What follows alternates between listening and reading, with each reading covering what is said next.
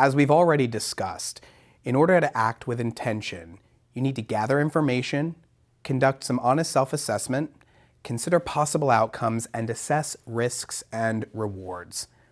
Acting with intention takes thought, time, and effort, and it works best when you talk through your process with people in your life whose opinion you trust and respect. My hope is that by now you've had an opportunity to do some of this important work. You now know what intentional decision-making entails.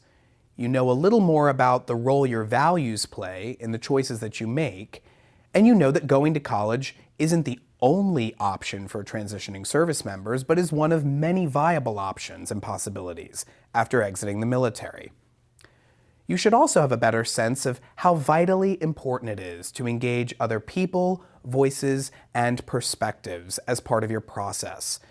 And toward that, you've now had the opportunity to hear directly from fellow veterans about how they went about making the decision you're about to make, how they approached the choice, what factors they considered, which questions they asked, and critically, whose guidance they relied upon to help them choose.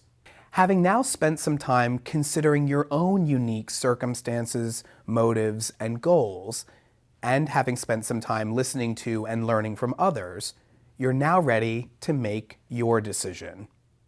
Now, I want to be clear. Just because you've been intentional in your decision-making process does not mean that a single, straightforward option or answer will present itself to you as the correct one. Remember, intentional decision-making isn't about coming up with the right answer about how you should proceed. It's about identifying a course of action that aligns well with who you are, what you care about, and what you want to achieve.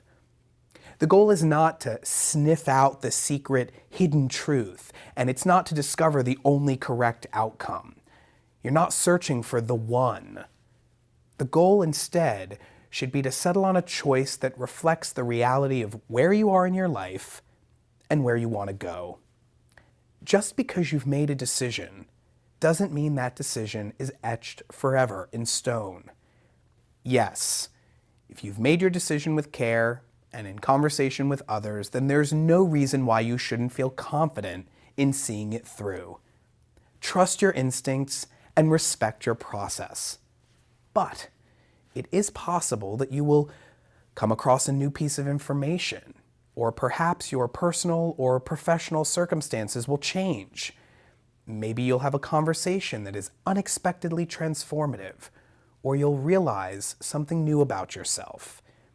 If any of these things happen, if the calculus of your decision changes in some meaningful way, then it's okay for your decision to change too. That doesn't mean that you've failed to make the right decision in the first place. It means simply that your choice is evolving as you are. Once you have settled on a course of action, you'll cycle out of the decision-making phase and begin the process of converting your intention into action. And as you do, keep always in mind why you made the decision you've made, and let your very best hope for yourself animate your next steps.